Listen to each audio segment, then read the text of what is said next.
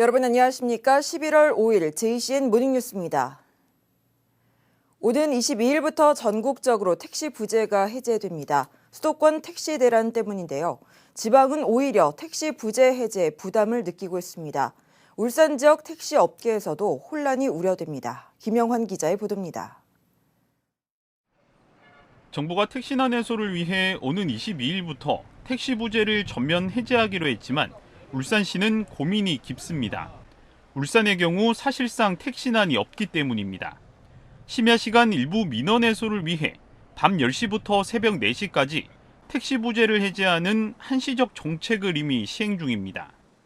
울산은 택시 심야 승차난이 이렇게 대란이라고 이렇게 볼 수는 없는데 서울 쪽에는 택시 그게 해소가 안 되니까 국내지적으로 이제 정부에서 그렇게 한 건데 저희도 고민이 많아요. 택시 부재 해제를 놓고 법인 택시와 개인 택시 간 입장차도 큽니다. 법인 택시의 경우 심야 시간과 휴일에 운행을 시키면 연장 근로 시간만큼의 인건비와 연료비를 추가로 부담해야 합니다. 노사가 자율적으로 이렇게 운행해 가는 걸 해야지. 만약에 연장시켜라, 야간에 차 나오게 해라, 아무리 강제적으로 하게 되면 그 임금 부분을 누가 책임질 겁니까? 택시기사를 구하기도 어렵습니다. 10년 전 4천여 명이었던 법인 택시 종사자 수는 현재 1,700여 명 수준으로 급감한 상태입니다. 벌이가 안 된다는 거죠. 택시기사가. 배달 이런 데 많이 빠져나갔죠. 현재 시행 중인 한시적 심야 부재 해제에 대해서도 법인 택시들은 부정적입니다. 10시부터 부재 해제가 돼 있으면 안 합니다. 기사들이. 낮에 일하는 사람이 밤에 말라 일합니까? 개인 택시 업계는 부재 해제를 찬성하는 쪽과 반대하는 쪽으로 입장이 나뉘고 있습니다. 나이 드신 영감들은 푸는 거 겁을 내고 있고 왜냐 일을 많이 해야 되니까 그러고 젊은 사람들은 풀어야 된다 하고 택시 부재 유지를 원하는 지자체는 운영 결과를 평가하고 2년마다 국토부 심의를 받아야 합니다. 울산시는 택시업계 등으로부터 의견을 수렴한 뒤 부재 해제 또는 유지를 결정할 계획입니다. JCN 뉴스 김영환입니다. 지역 화폐인 울산페이의 올해 예산이 모두 소진돼 어제부터 충전이 중단됐습니다.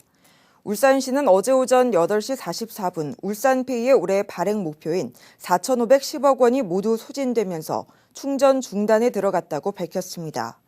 울산페이는 지난해 12월 30일에도 연말 마감을 하루 앞두고 예산이 소진돼 발행이 종료된 바 있습니다. 울산시는 행안부로부터 보조금을 추가로 확보해서 12월 중순쯤에 발행을 재개할 계획입니다. 울산시와 고려아연이 어제 2차 전지 소재 생산 공장의 신증설 투자 양해각서를 체결했습니다. 이날 협약에 따라 고려아연은 2차 전지 소재 생산 공장 신증설에 1조 원 이상을 투자할 예정입니다. 고려아연 자회사인 K잼은 전해동박 생산 공장을 2015년까지 1차로 증설하고 2017년까지 2차로 증설할 계획입니다. 또 고려아연 계열사인 한국전구체는 2014년까지 전구체 공장을 신설할 방침입니다. 울산시는 공장 신증설로 700여 명 이상의 신규 일자리가 창출될 것으로 예상하고 적극적인 행정 지원을 하기로 했습니다. 울산 시민연대 등 전국 18개 시민사회단체는 어제 공동 성명을 내고 이태원 참사에 대한 원인을 규명하고 책임을 물을 것을 촉구했습니다. 이들 단체는 국가와 경찰, 지자체가 역할을 제대로 했다면 충분히 막을 수 있었다며 대통령의 사과와 이상민 행안부 장관 그리고 윤익은 경찰청장의 파면을 요구했습니다. 이어 경찰에게만 수사를 맡기면 안 된다며 진상규명을 위한 수사와 조사는 독립성과 객관성이 확보돼야 한다고 주장했습니다. 지난 3일부터 울산 중구와 북구 곳곳의 수돗물에서 흙탕물이 흘러들어 피해가 많다고 합니다. 울산시 상수도사업본부에 따르면 천상계통 송수관에 누수가 발생해 흐린 물이 유입됐다고 하는데요. 하지만 재난 문자가 없거나 늦는 바람에 수돗물을 식수로 사용하는 가정은 물론이고 식당과 학교에서도 흙탕물인 줄 모르고 사용하기도 했습니다. 심은홍 기자의 보도입니다. 울산 북구의 한 아파트. 주방 수전 필터를 자세히 보니 맑은 수돗물이 흘러야 할 부분에 흙탕물이 흘러 필터가 아예 갈색으로 변했습니다. 울산시 상수도 사업본부는 3일 오전 주민들의 민원 전화를 받은 후 흙탕물 유입을 인지해 천상계통 송수관에 누수가 발생했다며 중구와 북구에 식수 사용에 주의해달라고 재난 문자를 발송했습니다. 하지만 일부 주민들에게는 재난 문자가 아예 발송되지 않았고 심지어 교육청에는 오후 6시쯤에나 대체 용수를 확보해달라는 공문을 보내 일부 주민들과 학생들은 모르고 흙탕물을 마신 겁니다. 다음 날인 4일도 상황은 마찬가지. 흙탕물이 물탱크에 남아있어 주민들의 걱정이 이만저만이 아닙니다. 저수조 물을 우리가 계속 써야 되니까 그게 언제까지 그 물이 나올지 좀 걱정되죠. 정수기도 못 틀겠더라고요. 내가 이제 목욕하려고 그러니까 물이 흐릿한 게 안 좋더라고. 어제도 그렇고. 일부 아파트에서는 이렇게 관리사무소 앞에서 2리터 생수 6개씩을 각 세대별로 나눠주고 있습니다. 울산시 상수도 사업본부는 4일 오후 1시쯤 또다시 재난 문자를 통해 조치가 완료돼 수돗물을 확인 후 음용해도 된다고 알렸으나 아파트 등의 물탱크에 남아있는 물은 여전히 식수 사용에는 부적합합니다. 청소가 안 됐잖아요. 그런 상태에서 음용 가능하다고 하면은 과연 묵어지겠습니까? 저수조 청소할 때까지 이 생수를 공급해 주느냐? 그것도 아니고. 이에 대해 상수도 사업본부는 물을 교체하고 사용해야 한다는 말만 돌아왔습니다. 네네. 근데 이제 수도관에 아직 이물질이 남아있기 때문에 충분히 흘려보내신 다음에 사용하시면 됩니다. 발빠른 대처가 이루어지지 못한 것과 더불어 흙탕물이 유입된 원인과 추후 보상에 대해서도 명확하게 제시하고 있지 않은 상황. 피해는 고스란히 주민들에게 가고 있습니다. JCN 뉴스 심은홍입니다. 울주군과 한수원은 어제 울주형 스마트팜 단지 연료전지 발전 사업을 위한 업무 협약을 체결했습니다. 울주군과 한수원은 스마트팜 단지 내 연료전지 설치와 운영 관리를 비롯해 연료전지 설치를 위한 유리온실 조성 등에 협력하는 등 국내 최초로 연료전지를 활용한 스마트팜 열 공급 모델을 구현할 계획입니다. 울주군은 이번 업무 협약으로 4차 산업혁명 시대에 걸맞은 스마트팜 경쟁력을 갖출 것으로 기대하고 있습니다. 울주군이 내년도 예산안을 올해 당초 예산보다 17.4% 1,690억 원이 늘어난 1조 1,402억 원으로 편성했다고 밝혔습니다. 특히 산재 전문 공공병원 건립부지 매입비로 182억 원을 배정하고 울주 종합체육센터 건립에 112억 원, 울산 울주 세계산악영화제 29억 원, 영남 알프스 완등 인증 사업에 18억 원 등이 각각 편성됐습니다. 세입 역시 관내 주요 기업의 영업이익 호전과 국시비 보조금 증가로 전년 대비 늘어났다고 울주군은 설명했습니다. 내년도 예산안은 군의회 심의를 거쳐 다음 달 12일 2차 본회의에서 의결 확정됩니다. 일선 판사들이 추천하는 법원장 후보 추천제가 내년부터 전국 법원으로 확대됩니다. 이에 따라 울산지방법원도 법원장 후보 추천제를 실시하게 되며 당장 내년에 임명될 울산지방법원장의 후보 추천 절차를 다음 달 15일까지 진행하게 됩니다. 그간 서울회생법원과 대구, 부산, 광주지방법원 등 7개 법원에서 실시되온 법원장 후보 추천제는 내년부터는 인천지방법원을 제외한 전국 20개 지방법원에서 실시됩니다. 태화강으로 회귀하는 연어가 해마다 줄어들고 있습니다. 그 실태와 과제를 뉴스포커스에서 짚어봅니다.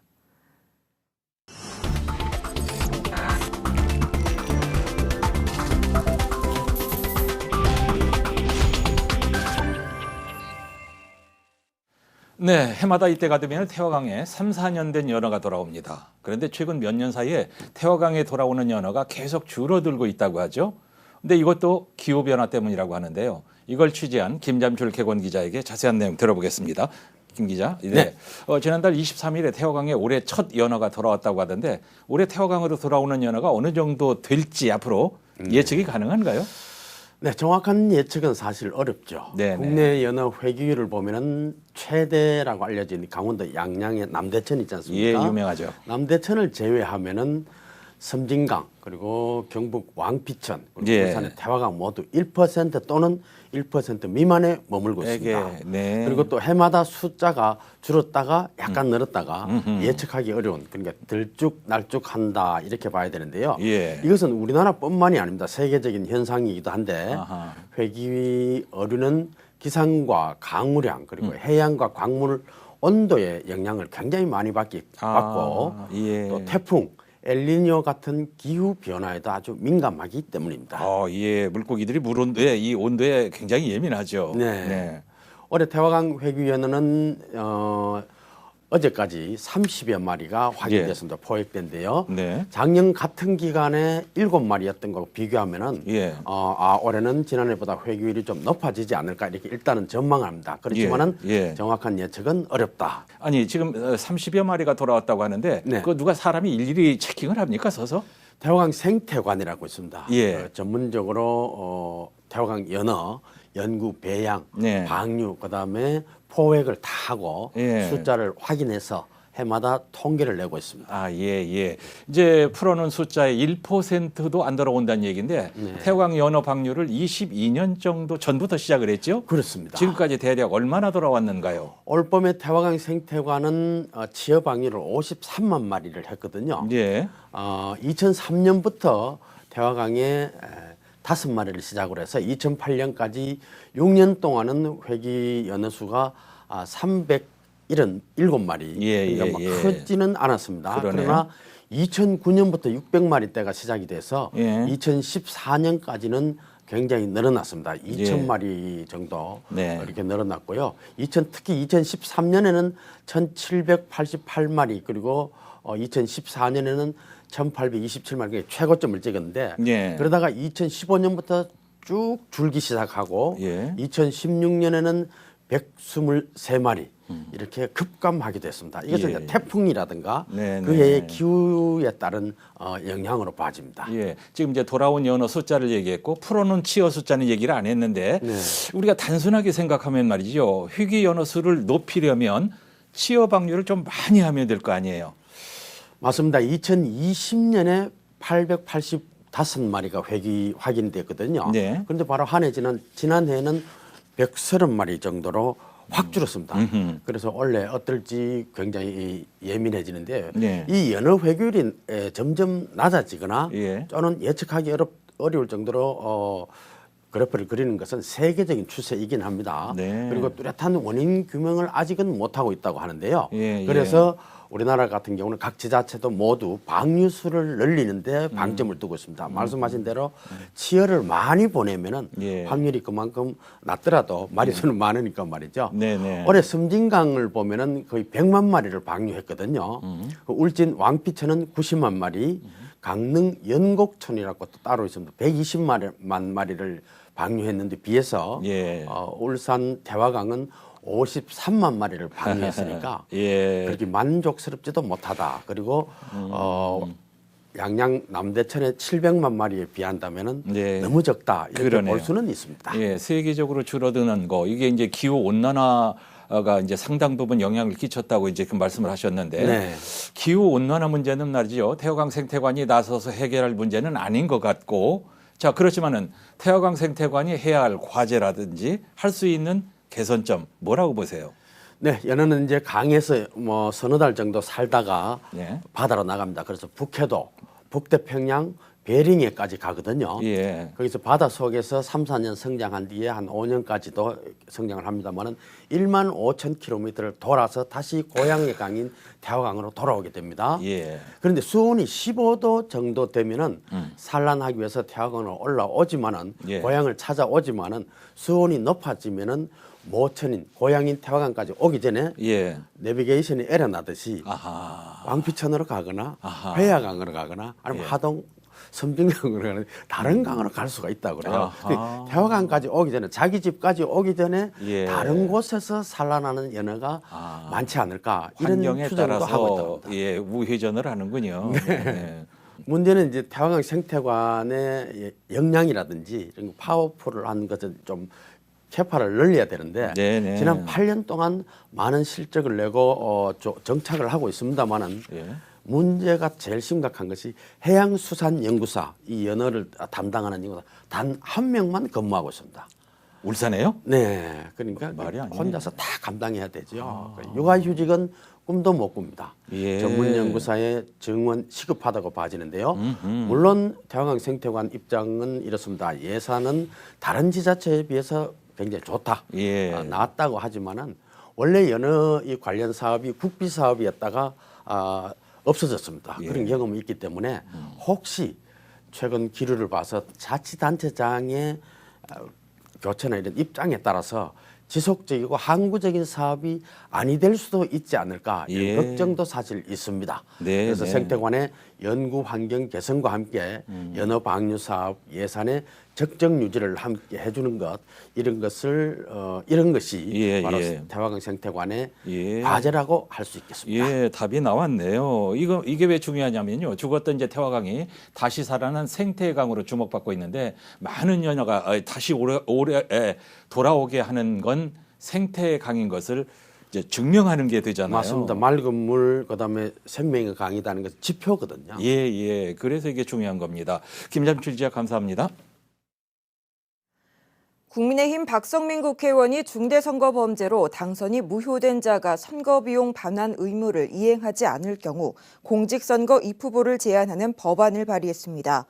박 의원이 대표 발의한 공직선거법 일부 개정 법률안에는 중대선거범죄로 당선이 무효된 자가 반환 기탁금과 선거비용을 반환하지 않을 경우 공직선거의 입후보를 제한하는 내용과 기소나 고발된 경우 확정 판결 전까지 비용 보전을 유예하는 하도록 내용을 담고 있습니다. 박 의원은 반환 기탁금과 선거 보전금은 소중한 혈세라며 반환 의무를 이행하지 않는 사람의 공직선거 출마를 제한할 필요가 있다고 강조했습니다.